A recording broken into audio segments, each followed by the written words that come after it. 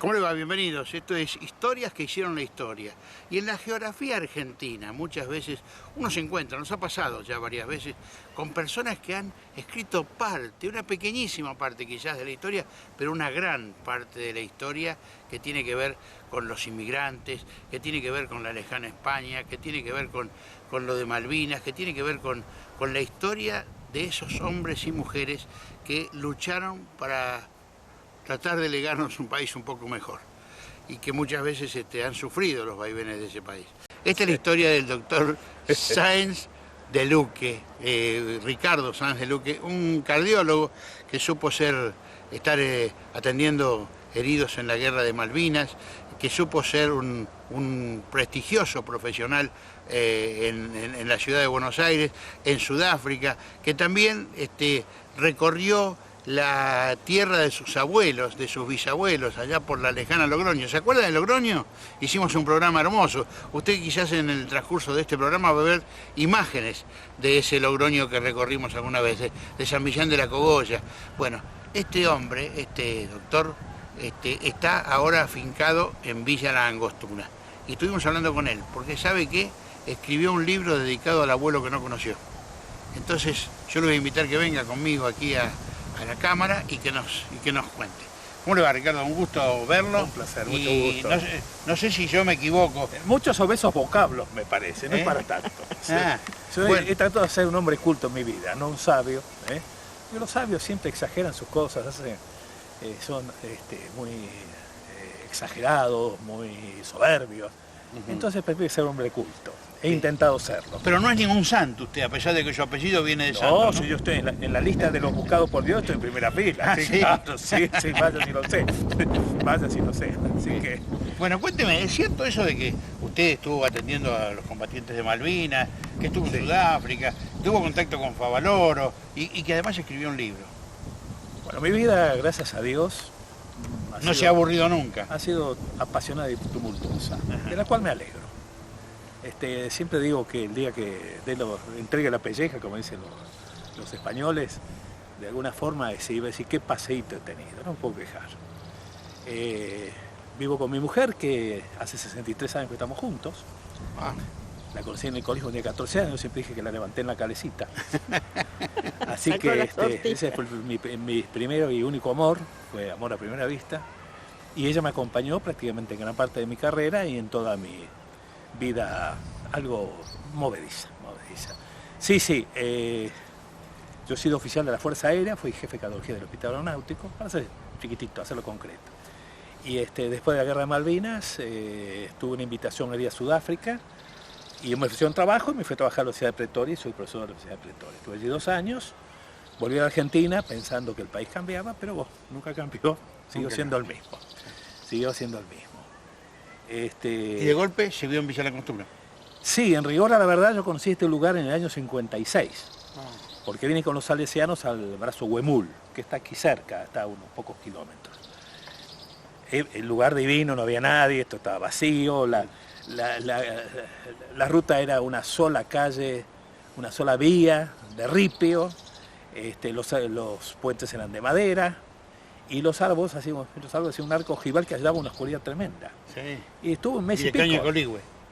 Y caña coligüe, sí. Y los curas que no sé cómo nos aguantaban las cosas que le hicieron. Desde robarle la comida, los jamones y los dulces de leche del depósito de víveres, hasta trepar a una montaña de 2000 metros con ellos. Y fui tan feliz que dije, bueno, algún día quiero vivir aquí. ¿Y bueno, su mujer lo acompañó? Mi mujer me acompañó, sí. Después que volvimos de Sudáfrica fue el planteo de decirle yo en Buenos Aires no quiero seguir viviendo. Empecemos a buscar, y esto sí que valdría la pena comentarlo. Creo que es una cosa muy linda. ¿Cómo encontré este lugar? ¿Cómo? Que es donde el dios argentino tiene su trono, dicho sea de paso, ¿no? Sí. Estuve buscando durante mucho tiempo. Veníamos a unas cabañas de la Fuerza Aérea que está ahí en Bariloche, en Península San Pedro. Y hace unos 21 años, cuando no buscamos nada, y vine al casamiento de una prima mía, del hijo de una prima mía en Bariloche, y le digo a mi mujer, estaba con mi madre y una de mis hijas, le digo, vamos a la Angostura, vamos a la Angostura. Y empezamos a dar vuelta con el autito, por acá, por allá. Y se vendía, cerca del Correntoso, una casa que se llama El Halcón. Digo, vamos a preguntar, total, no había ninguna cosa que perder, a ver qué precios se manejaban, todas esas cosas. Entramos en el lugar, estoy hablando de hace 20 años, ¿no? Entramos en el lugar, me recibió un individuo extraordinario, maravilloso, que fue mi amigo después, Raúl Bueller. Y cuando entro veo los escudos del Zacoto de la Fuerza Aérea, de los aviones de combate. Y digo, ¿usted tiene algo que ver con la Fuerza Aérea? Yo ya me he ido a la Fuerza Aérea hace muchos años. Sí, yo soy vicecomodoro retirado. Ah, no me diga, sí, fui de acá a Onganía. Ah, no me diga, ¿lo conoce a del Pepito? Y el comodoro Sutanito, ¡ah! Como chanchos. Y vendía su casa en $80.000 menos una caña de pescar. Pero, perdón, ¿cómo es eso? Le dije, ¿cómo es? Sí. Sí, no, dice, lo vendo con todo, con todos los elementos de jardinería, con la vajilla, todo, pero sin la caña de pescar, eso no se vende. Así fue la historia. Y entonces me dice, a ver, déjame pensar, nunca me olvidé. Véngase conmigo. El Correntoso está en la otra punta de donde yo estoy, ¿no es cierto? Véngase conmigo, le voy a mostrar una cosa. La única desgracia es que cuando usted vea ese lugar no va a querer comprar mi casa. Y le estaban construyendo acá al lado mío. Ya no vive más, se murió acá en Villa La Angostura y además ha sido modificada. Fue mi vecino. Cuando yo vi este lugar me volví loco. Dije, no, esto es para mí. Como sea, es para mí. Terreno baldío. Terreno baldío, todos árboles. Ahora yo respeté, porque me encantan los árboles, son mis árboles próceres, que yo los quiero tanto, no solamente los que están acá al frente, sino los que están en la entrada de la casa. Pero está toda, era a bosque tupido, hubo que tirar muchísimos árboles para construir la casa. Y bueno, ahí mismo me fui corriendo a la inmobiliaria a preguntar cuánto valía. Y me dijo, bueno, vale tanto, bueno, yo tengo tanto, bla, bla, bla. Y dice, el dueño vive en Buenos Aires. Y digo, bueno, perfecto, yo vivo en Buenos Aires, así que me viene muy bien. Y fuimos de vuelta a Buenos Aires en el auto y le decía a mi mujer, mira mamá, le digo, vos sabés que es el sueño de toda mi vida este lugar, le digo. Espero que se dé, porque yo no tengo ni un peso encima, ni siquiera para reservar nada. Y le digo, y sería bueno que hagamos una fuente de trabajo. Y ella me dijo, entonces quiero hacer una casa que se llama Le Pommier. Y esta fue la famosa casa. ¿Por qué Le Pommier? Le Pommier es el manzano, porque mi señora es profesora de francés. Ajá. Y habla muy bien francés. Y el manzano coincidía con la zona de Manzano. Muy bien. Así que se creó la casa de Pommier, que fue muy famosa en su momento. Después, por razones de salud de mi mujer, le fue declinando. Acá estuvo Martino Molina, un tipo excepcional, una persona maravillosa, que nos hizo una muy linda entrevista, ¿cierto? Se fue fascinado con el lugar y se fue fascinado con las tortas de mi mujer. Y bueno, yo seguí trabajando en Buenos Aires. En los temporada alta, los inviernos, y en verano mi mujer se venía con mi hijo a trabajar en la casa de té y yo me quedaba en Buenos Aires hasta que vino la debacle del 2001. Usted es cardiólogo, aclaremos ya a la gente. Corazones románticos y anatómicos, las dos cosas, atiendo de todo. Soy un viejo médico viejo, creo. Sí. Soy cardiólogo, sí, de la Universidad de El Salvador. Bien. Volvamos a la historia. Sí. O sea, su mujer venía a trabajar acá, usted se quedaba trabajando en Buenos Aires. En Buenos Aires. ¿Y cuándo dijo basta? En el 2001 la pasé muy mal, no solamente porque me afectó algunas cosas económicas, sino también porque estaba muy estresado con lo que pasó con mis pacientes. Yo tenía pacientes de muchos años, no podían pagar, yo les decía, no importa, y esto no es un acto heroico lo que voy a decir. No. No es ningún acto heroico, es lo que corresponde a un médico. Y no importa, yo los adictos no, al día que me pagan, no podemos venir. Bueno, me conflictuó muchísimo, me estresé muchísimo, tuve arritmia, hipertensión. Y dije, ¿qué hago yo acá solo? Mi mujer en La Angostura, en un lugar divino conmigo, y yo como un tarado en Buenos Aires, sufriendo, haciéndome la comida. Y yo soy un pésimo cocinero, pésimo. Y entonces dije, no, al diablo con todo. Y quemé las naves, arriba, la verdad. Mi casa que yo vivía en La Lucila valía $250.000. Y en ese momento la vendí en $87.000. Porque era el valor de ese momento y además yo me quería ir de allá. Y con esos $87.000 hicimos las cabañas, de las cuales hemos vivido durante muchos años. Las cabañas que dan sobre el lago, ¿no? Señores, es una historia realmente de corazón esta. Es una historia romántica, pero es una historia real y vivida. Y lo que él decía recién, usted recordará que hace pocas semanas atrás nosotros hicimos un programa donde un médico nos decía lo mismo.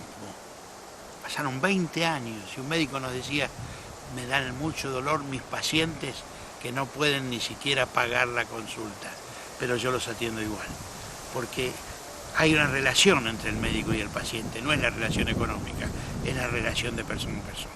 Ricardo, yo le propongo que hagamos una pausa. ¿Cómo no? Y enseguida volvemos. ¿Vale? ¿Cómo Esto no? es Historias que hicieron la historia, este programa que nos permite conocer a la gente anónima, si se quiere, que ha hecho la historia de la República Argentina y también de otros países. Vamos a recorrer algo mentalmente de Logroño para que nos cuente cómo es su historia allá, qué tiene que ver eso con un libro que ha escrito, y yo quiero recordarles a ustedes que pueden volver a ver este programa en www.productoraalas.com.ar, en youtube.com/lasproductora, en Facebook /lasproductora, y también un resumen de lo que aquí hablamos en el periódico En la Mira, que se distribuye por toda la región. Pausa, enseguida volvemos.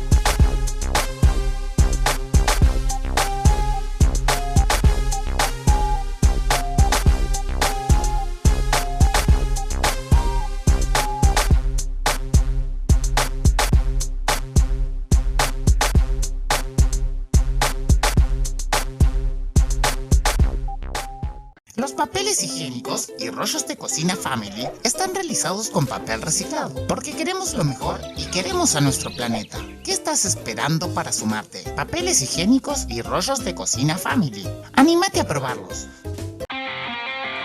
Agua de mesa envasada MUL. Agua pura, fresca, natural.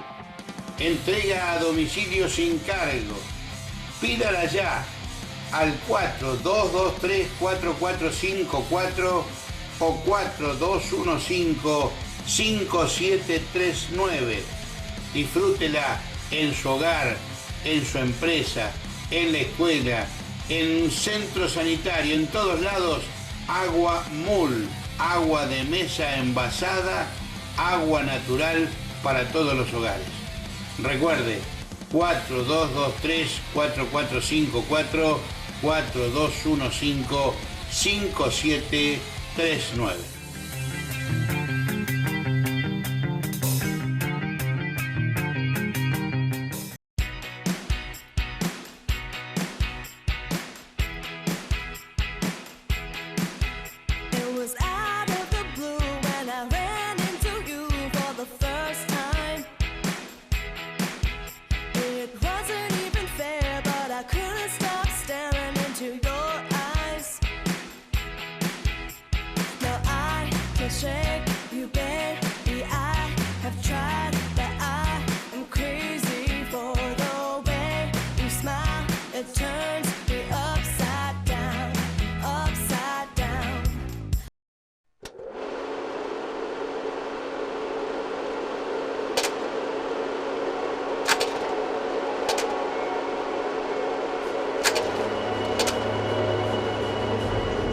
Continuamos en Historias que hicieron la historia.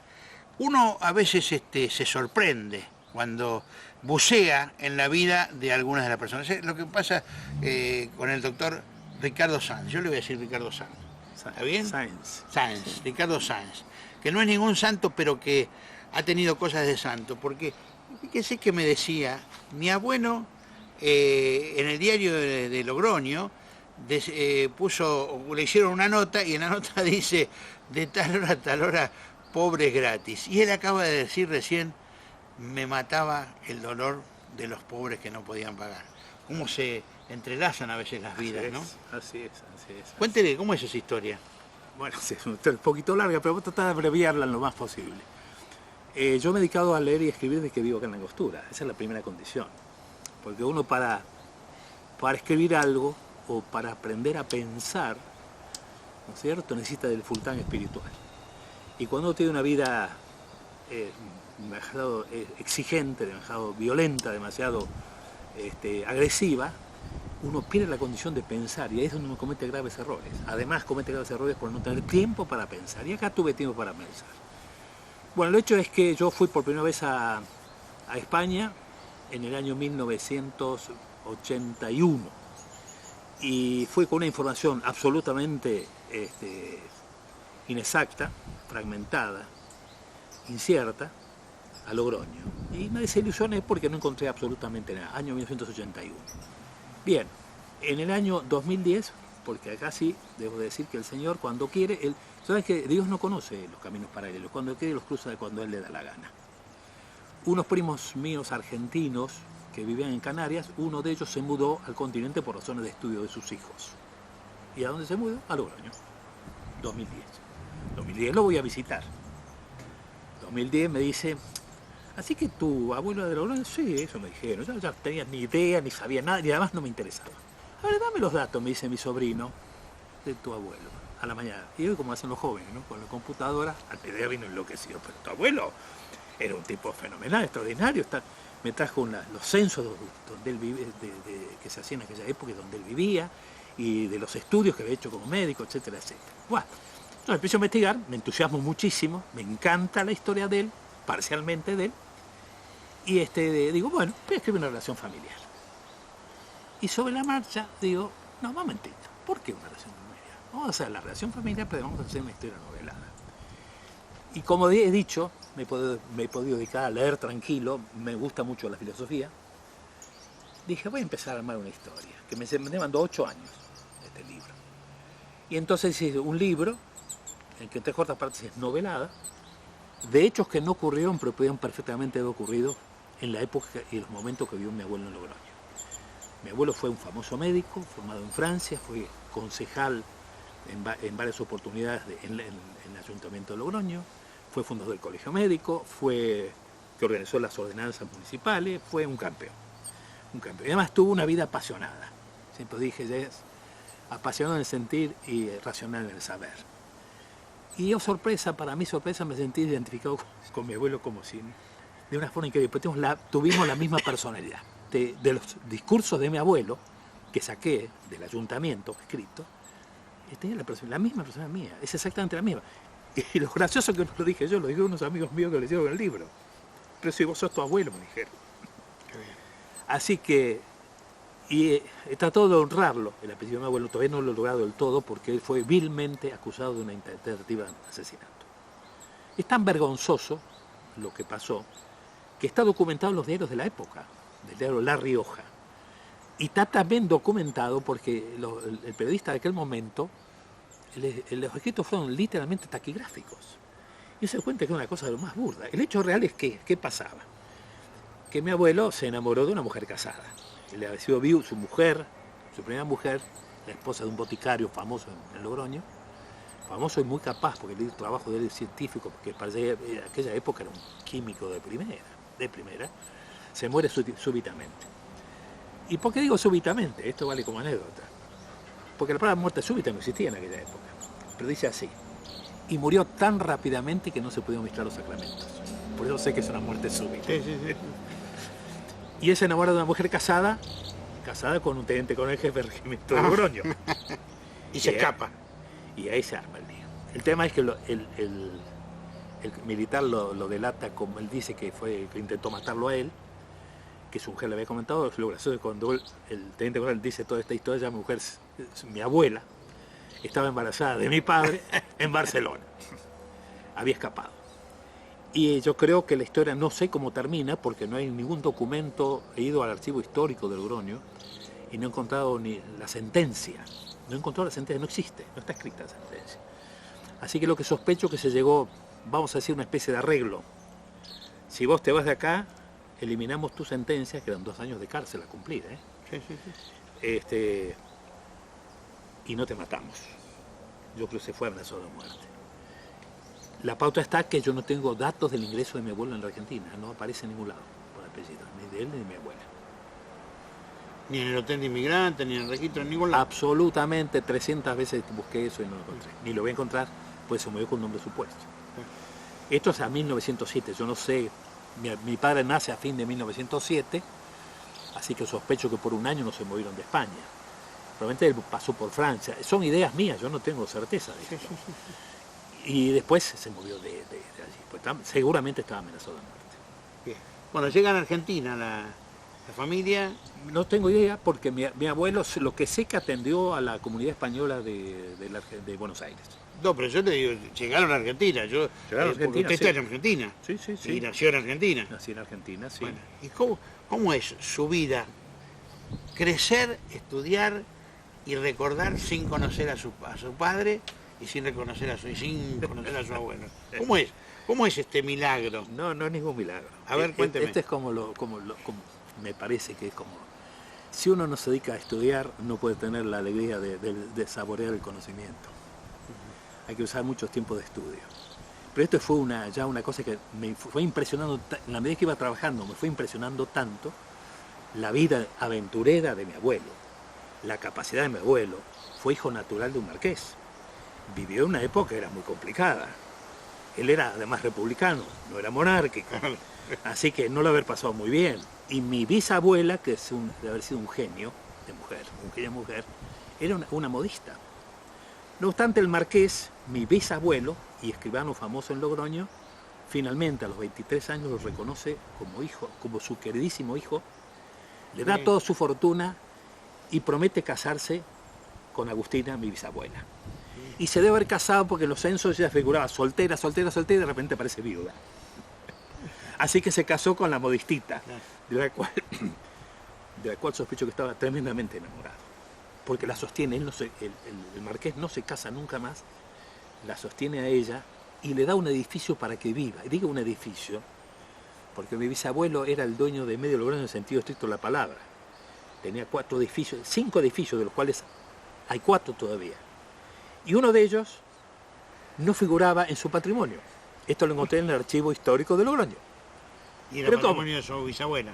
Claro, era de mi bisabuela, ese edificio de 5 pisos, y ahí es donde mi abuelo tenía la consulta y vivió con su madre siempre. Bien. Así que es una historia maravillosa. Usted recuperó una imagen distinta del amor, de la fe, de todo eso. Y imagen que no es distinta porque usted la aplica en su vida, en su relación con su mujer y con sus hijos. ¿Cuántos hijos tuvo? 4. 4 hijos. 4 hijos. ¿Y algunos médicos también? No, uno de mis nietos está estudiando medicina. Usted no quiso nada quizá que fueran médicos. Ellos no quisieron. No quisieron porque la vida de ellos, la vida de médico y más de cardiólogo es una vida difícil. Hermosa pero dura. Bueno, pero también recuperó la fe, porque yo veo que en esta casa hermosa, en De Pomes, al lado de ese acantilado que da sobre en la Huel Guapi, usted tiene una virgen. Sí, de eso vamos a hablar. 2 cositas muy sencillas porque voy a escribir un libro sobre ese tema, la fe y la razón.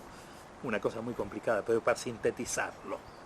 Siempre se dijo que la fe y la razón están enfrentadas. Yo lo niego rotundamente. La fe y la razón van paralelas porque ambas son posibles y necesarias. Sobre todo necesarias. La fe es necesaria. ¿Se puede vivir sin fe? Sí, pero es muy difícil, muy complicado morir sin fe. Y esta historia breve de la Virgen, yo no creía demasiado, pero en un momento dado, esta Virgen, la Virgen de Schoenstatt, que es la que vamos a ver en la capilla, la Virgen de Schoenstatt, comienza no a parecerse, quisiera que no es un delirio místico. Estacionaba el auto en un lugar y había un azulejo de una Virgen, la Virgen de Schoenstatt, no la de Juan, la de Fátima. Iba a un sanatorio y la Virgen de Schoenstatt. Iba a la casa de un paciente, la Virgen de Schoenstatt me perseguía. Pero yo, con un razonamiento, con mi racionalidad científica, no estaba muy convencido. Y hace 8 años y pico, una noche acá en Villa La Costura, estamos cenando aquí afuera en el deck, una noche de luna llena, como la que va a ser hoy seguramente, bellísimo, bellísimo. Mi mujer se va a dormir y digo, no, mamá, me quedo acá, esta noche así maravillosa. Y era como de día. Voy a contarle esto, denme en 2 minutos porque esto sí vale la pena.